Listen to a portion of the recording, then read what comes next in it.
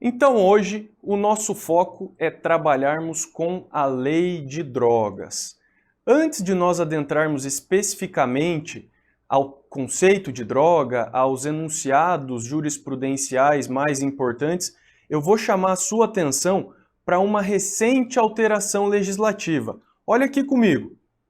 Bom, então, a lei de drogas ela é representada pela Lei 11.343 de 2006 e, como uma lei ordinária, ela só pode sofrer uma alteração legislativa por outra lei.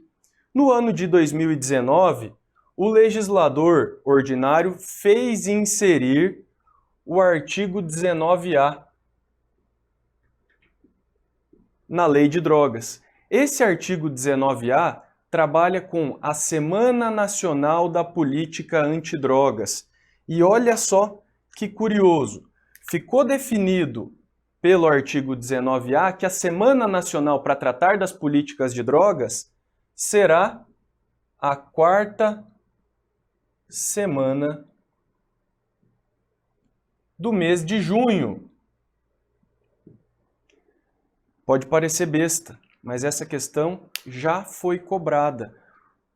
O examinador, ele troca a semana e o mês em que é efetivada essa política. Então, tenha em mente aí, quarta semana do mês de junho, do mês 6, não se dá, não ocorre em outro mês. Legal? Então vamos lá. Além disso, meu povo, quando a gente fala em lei de drogas, a lei ela é vaga no que diz respeito à conceituação de droga. Então, olha só, o legislador optou por uma técnica legislativa chamada de Lei Penal em branco.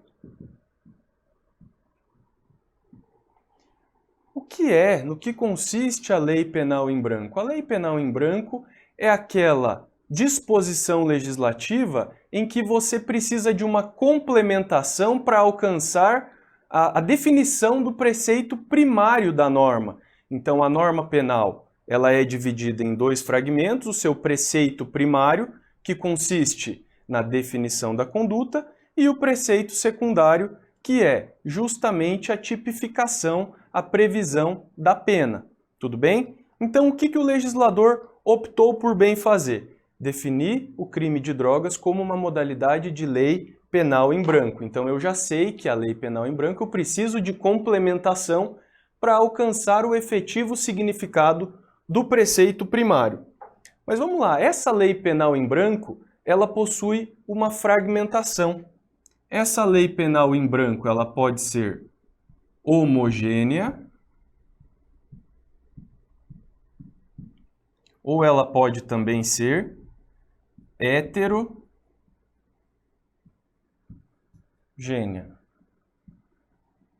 ou sentido próprio, ou heteróloga. E aqui, homogênea ou homóloga. Legal. Essa distinção, ela se dá por conta da questão deontológica, da questão científica. Quando eu falo em norma penal em branco, você já sabe que eu dependo de complementação. Quando eu falo em complementação, eu preciso analisar de onde vem o complemento legislativo. Se esse complemento legislativo advém da mesma fonte legislativa, eu tenho uma norma penal em branco homogênea. Então eu vou colocar aqui, ó, complemento.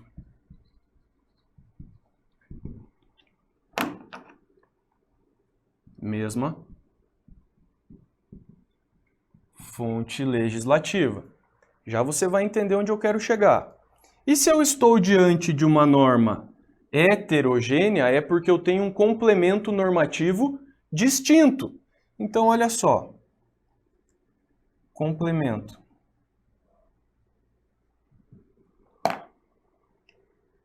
Fonte normativa diversa. Beleza? Então tá, falando em lei de drogas, vamos abrir aqui o nosso artigo 1º da lei de drogas e o seu parágrafo único, justamente para identificarmos até onde conseguimos ir com esse ou com essa conceituação de drogas. Então olha só, artigo 1º, essa lei institui o Sistema Nacional de Políticas Públicas sobre Drogas, prescreve medidas para prevenção, uso indevido, atenção, reinserção social de usuários e dependentes e estabelece normas para repressão à produção não autorizada e ao tráfico ilícito de entorpecentes e define os crimes. Olha só o parágrafo único. Para fins desta lei, consideram-se como drogas as substâncias ou produtos capazes de causar dependência, assim especificados em lei ou relacionados em listas atualizadas periodicamente pelo Poder Executivo da União. Além disso, esse parágrafo único do artigo 1º, ele traz uma complementação normativa também lá do artigo 66 da mesma lei de drogas. E olha só, para fins do disposto no parágrafo único do artigo 1º, até que seja atualizada a terminologia da lista mencionada no preceito, denominam-se drogas, substâncias entorpecentes, psicotrópicas, precursoras e outras sob controle especial da portaria da Secretaria de Vigilância Sanitária vinculada ao Ministério de Saúde, número 344 de 98. Então, olha só, quando nós falamos em lei de drogas, o termo droga, ele tem a sua conceituação elaborada pelo Poder Executivo. E se eu estou falando aqui em fonte normativa para identificar de onde vem esse complemento aqui da lei de drogas, ele é homogêneo ou ele é heterogêneo? Ele está na mesma fonte legislativa ou ele advém de fonte normativa distinta? Olha só, estou falando em lei de drogas. Lei ordinária, formalmente elaborada pelo Poder Legislativo. O complemento, ele não vem da lei. O complemento normativo da lei de drogas vem lá de um ato elaborado pelo Poder Executivo. Portanto, eu estou diante de fonte legislativa, de fonte de produção de norma distinta. Então, a lei de drogas, ela consiste numa norma penal em branco heterogênea, porque o complemento normativo deriva de fonte distinta. Beleza? Legal? Então nós temos essas duas classificações aqui, mas indo um pouquinho além, vamos falar especificamente da norma penal em branco homogênea, porque ela admite uma subclassificação. Então olha só.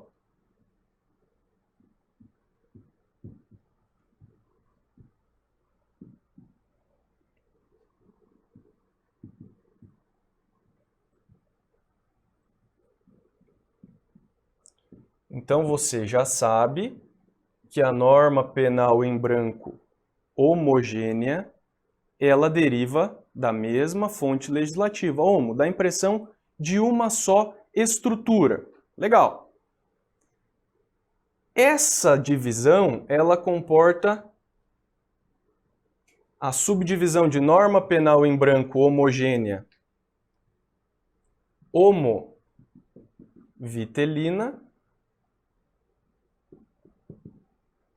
e norma penal em branco homogênea heterovitelina.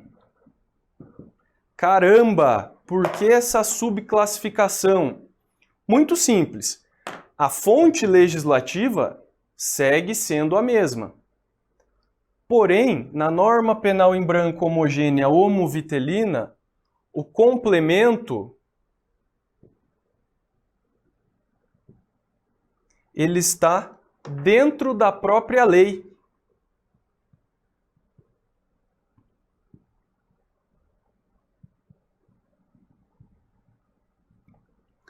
Quer um exemplo? O artigo 338 do Código Penal, ele fala sobre o reingresso de estrangeiro expulso no território nacional. Então, o estrangeiro saiu do território nacional e entra irregularmente. Veja só. Esse artigo 338, ele depende de complementação do artigo 5º do mesmo Código Penal. Então, olha só, as duas normas são complementadas, tanto a norma que depende do complemento quanto a norma complementadora, elas derivam da mesma fonte. Beleza? Então, o complemento está dentro da mesma lei. Beleza? Em contrapartida, as normas penais em branco homogêneas heterovitelinas, olha só, como o nome já sugere, o complemento vem de outro ramo do direito.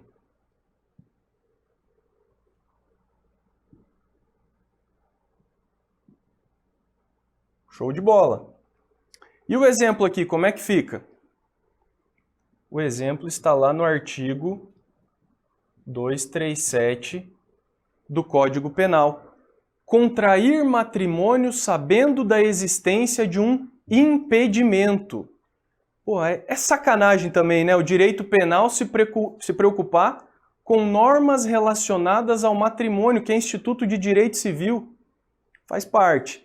Esses dispositivos ainda não foram revogados da nossa lei penal. Mas tudo bem, tá lá, 237 está em vigência, validade. Mas tá, para você contrair um casamento sabendo da existência de um impedimento, você precisa do complemento normativo para saber onde estão as figuras relacionadas ao impedimento ao matrimônio. Esse complemento normativo aparece no artigo 1521 do Código Civil. Então, olha só, no primeiro exemplo, na homovitelina, eu tenho Código Penal complementando o Código Penal. É a mesma lei, é o mesmo diploma normativo. Na heterovitelina, eu tenho Código Civil complementando o Código Penal. Eu tenho a mesma fonte legislativa, ambos são produzidos pela lei. Porém, eu tenho o diploma normativo distinto. Legal? Tudo tranquilo? Então, vamos adiante. A análise dessa parte introdutória já nos credencia a dar início à análise dos crimes propriamente ditos. Então, vamos lá. Vamos partir para o artigo 28, que é o que de fato nos interessa. Vamos lá. Presta atenção aqui porque isso é muito relevante.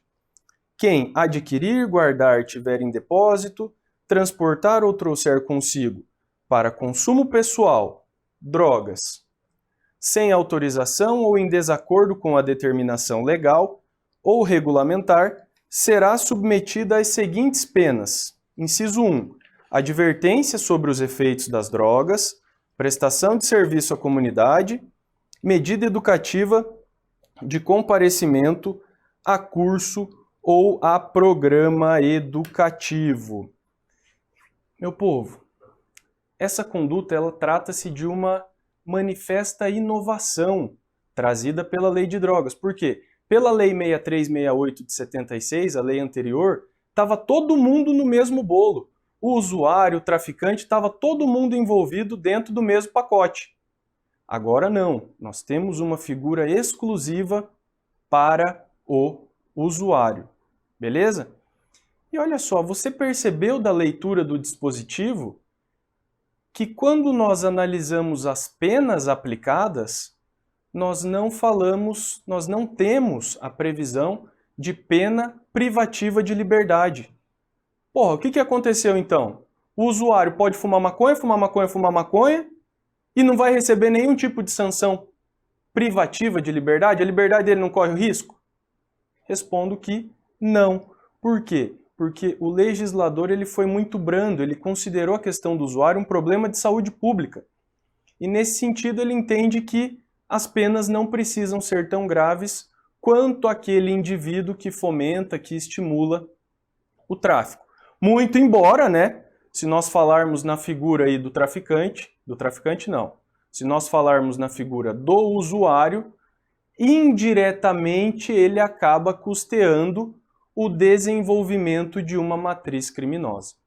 Legal? Mas tudo bem, nós não temos aqui no artigo 28 medidas restritivas de liberdade. E aí é que surge o questionamento que a sua banca vai fazer. A sua banca vai chegar para você e falar assim, ô examinando, chega aqui, vem bem pertinho. É correto afirmar que, com relação às condutas descritas no artigo 28 da Lei de Drogas, houve a descriminalização? E aí? Ter maconha para consumo pessoal é crime ou não é? Sim, é crime. Essa conduta ela não foi descriminalizada, pelo menos não até agora. Segue sendo crime. Tá, mas e aí, o que a jurisprudência entendeu acerca dessa novidade? Quando começaram-se a questionar a questão da descriminalização? O STF e o STJ obraram um entendimento no sentido de que, olha só, não houve descriminalização.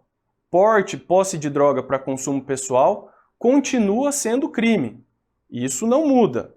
O que ocorreu, em fato, foi uma despenalização. Beleza? Hoje em dia, a doutrina atual até critica esse termo despenalização. Por quê? Porque tem pena. Embora não seja uma pena restritiva de liberdade. Mas o termo utilizado, despenalização, foi justamente pelo fato de não existir esse risco à restrição da liberdade do indivíduo.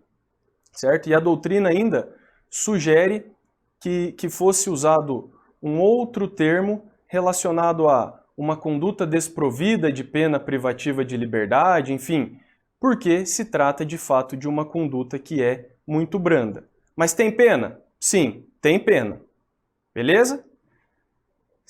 Mas olha só, se a sua banca perguntar qual é o entendimento acerca do artigo 28, tem crime, mas é uma conduta ou um crime despenalizado. Beleza? É isso que a sua banca vai querer saber de você. Legal? Outra situação que as bancas cobram, e muito, diz respeito às penas efetivamente aplicadas a quem pratica essa conduta do artigo 28. E, eventualmente, não é muito fácil de você recapitular. Então, vamos tentar fazer um mnemônico aqui. Vamos tentar fazer um macetinho que permita a você lembrar quais são essas situações, tá? Então, olha só, vem comigo aqui. A minha técnica mirabolante para nós arrematarmos quais são as penas é a técnica do Macapá. Só que ao contrário, tá? Então, você vai fazer o seguinte.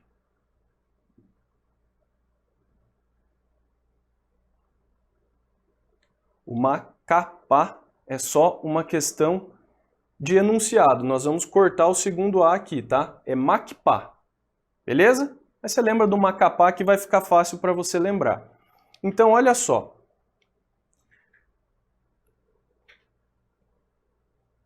Penalidade de advertência. Penalidade de prestação de serviços. Comparecimento a cursos educativos sobre a finalidade da droga, sobre os malefícios do uso da droga. Tá, mas e essas duas figuras aqui? As últimas duas, o M e o A. Meu povo, essas duas figuras aqui não são penas, tá? Olha só. O raciocínio total aqui é para você construir todo esse quadro. Mas essas figuras aqui não são penas. Essas duas últimas são chamadas de medidas garantidoras. Vamos colocar aqui, ó. Medidas garantidoras. Tá, mas no que consiste, então, essas medidas garantidoras?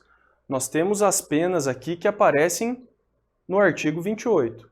Se o indivíduo não cumpre a penalidade a ele disposta, aí o magistrado pode se valer das medidas garantidoras ou medidas coercitivas para que o indivíduo retome o seu cumprimento. E essas medidas aqui são a admoestação verbal e a multa.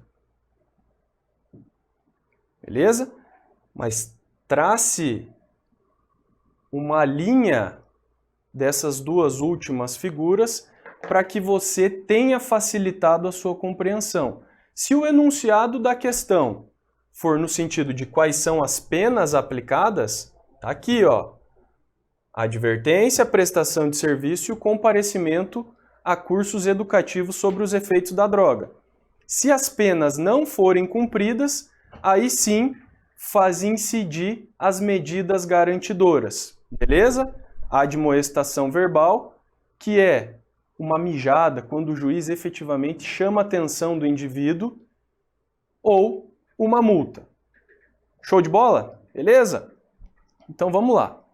Vamos voltar aqui para o texto da lei para vocês identificarem. Então olha o parágrafo 1º. As mesmas penas previstas no caput ali, submete-se quem, para seu consumo pessoal, semeia, cultiva ou colhe plantas destinadas à preparação de pequena quantidade de substância ou produto capaz de causar dependência. Beleza? Então, meu povo, olha só. Aqui é imprescindível que se analise a quantidade de droga. Então você, meu aluno, você pode estar se perguntando, mas qual que é a quantidade para configurar o uso, para não incidir no tráfico? Não tem quantia específica. A questão envolvendo lei de drogas é muito casuística. Por quê? Porque o repasse de um cigarro de maconha, que contenha lá 5 gramas, por exemplo, pode representar tráfico, enquanto que o indivíduo ter 20 gramas da mesma substância dentro do seu guarda-roupa configura uso. Então, aqui nós temos que avaliar a casuística. Cada caso é um caso, tá? E olha o parágrafo 2º nesse mesmo sentido. Para determinar se a droga destinava-se a consumo pessoal, o juiz atenderá à natureza e à quantidade da substância apreendida, ao local e às condições em que se desenvolveu a ação, às circunstâncias sociais e pessoais, bem como à conduta e aos antecedentes do agente. Show de bola? Então, cada caso é um caso. Vem comigo aqui para o parágrafo 3º. As penas previstas nos incisos 2 e 3 do caput desse artigo serão aplicadas pelo prazo máximo de 5 meses. Aqui também tem pegadinha que pode aparecer para você, tem sacanagem. Então, o prazo máximo de 5 meses se o indivíduo for primário com bons antecedentes. Olha só, em caso de reincidência, as penas previstas nos incisos 2 e 3 do caput serão aplicadas pelo prazo máximo de 10 meses. Por que eu digo que aqui tem sacanagem? O legislador ele poderia ter sido muito brando e estabelecer 6 meses para o indivíduo primário e 12 meses, 1 ano, para o indivíduo que fosse reincidente nessa modalidade criminosa. Mas não. Então você já desconstitui essa ideia, tá? 5 meses se o indivíduo for primário e 10 meses se o indivíduo for reincidente nesta modalidade. Legal? Então, vamos lá. Ainda no artigo 28. A reincidência na modalidade de porte ou posse para consumo pessoal. O indivíduo que pratica um novo fato depois da sentença transitada em julgado. Ele vai ter uma mancha na sua folha de antecedentes? Essa conduta, essa condenação pretérita pelo artigo 28, ela funciona como reincidência? Meu povo, aqui eu vou fazer um corte com vocês. Depende. Por quê? Porque se for para a análise da figura do parágrafo 4º, tem reincidência. Agora, se for para análise com outro crime qualquer, não haverá reincidência. Então, recapitulando, o indivíduo que já ostenta uma condenação por porte ou posse de drogas para consumo pessoal, se ele pratica um outro fato, furto, por exemplo, tem reincidência? Não. Não. O STJ, no seu informativo 662, entendeu que não implica reincidência para novo fato se a condenação anterior é pelo artigo 28. Beleza? Então, essa condenação do artigo 28, ela só vai ser utilizada para análise de reincidência para avaliar o quantum de aplicação de pena, para analisar se haverá a incidência desse parágrafo 4º. Ok? Mais um questionamento relevante. É possível a aplicação do princípio da insignificância à conduta descrita no artigo 28? A resposta é não. Não se aplica o princípio da insignificância. Por quê? Porque já é corolário do próprio tipo penal, do próprio artigo 28, a pouca quantidade de droga. Então veja só, se o indivíduo tem lá um cigarro de maconha e a polícia o surpreende, mão na cabeça aí, cuzão, está preso. Tem como ele invocar princípio da insignificância? Porra, é claro que não. Por quê? Porque já é da natureza do próprio delito ter uma pequena quantidade de droga. Legal? Então aqui o parágrafo 5º ele fala que o parágrafo 5º ele estabelece que a prestação de serviços à comunidade será cumprida em programas comunitários, entidades educacionais ou assistenciais, hospitais, estabelecimentos congêneres, públicos ou privados, sem fins lucrativos, que se ocupem preferencialmente da prevenção do consumo ou da recuperação dos usuários. Legal. O estabelecimento empregado para cumprimento da medida. O parágrafo 6º aqui ele traz aquela situação envolvendo as medidas garantidoras, para garantia do cumprimento. Então aqui nós temos as medidas coercitivas ou medidas garantidoras. Beleza? E o parágrafo 7º estabelece que o juiz determinará ao poder público que coloque à disposição do infrator, gratuitamente, estabelecimento de saúde, preferencialmente ambulatorial, para tratamento especializado. E olha só, aqui falando a respeito da aplicação da pena de multa. Na imposição da medida educativa que se refere ao inciso 2 do parágrafo 6º do artigo 28, o juiz, atendendo à reprovabilidade da conduta, fixará o número de dias multa, em quantidade nunca inferior a 40, então de 40, e não pode ser superior a 100. E o valor de cada dia multa vai de 1/30, então 1/30, divide um salário mínimo aí por 30, até 3 vezes o valor do maior salário mínimo em vigência. Beleza? E esses valores aqui, que forem pagos a título de multa, serão destinados ao Fundo Nacional Antidrogas. Já vi questão cobrando a destinação desse recurso. Então, o recurso ele é direcionado ao Fundo Nacional Antidrogas. E por derradeiro aqui o artigo 30 estabelece que a prescrição para imposição de pena para a figura do artigo 28 se dá em 2 anos. E aí você respeita naturalmente todas as outras situações envolvendo o Código Penal lá no seu artigo 107, 109 e seguintes, envolvendo a extinção da punibilidade. Legal? Então, em arremate, só mais uma observação. acerca desse delito. Para a figura prevista no artigo 28, como nós falamos, não cabe nenhum tipo de cerceamento de liberdade.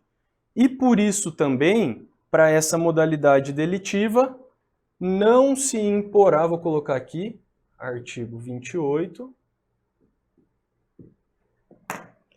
para essa modalidade, não se imporá prisão em flagrante. Joia? Olha só. Não se imporá prisão em flagrante. O indivíduo surpreendido pela posse ou pelo porte de drogas para consumo pessoal tem assegurado esse direito. Não pode se aplicar prisão em flagrante. O raciocínio é justamente o seguinte: se o indivíduo não pode receber pena privativa de liberdade quando condenado, não há razão para você cercear a liberdade dele previamente. Então, para a figura descrita no artigo 28, não se imporá prisão em flagrante. Legal?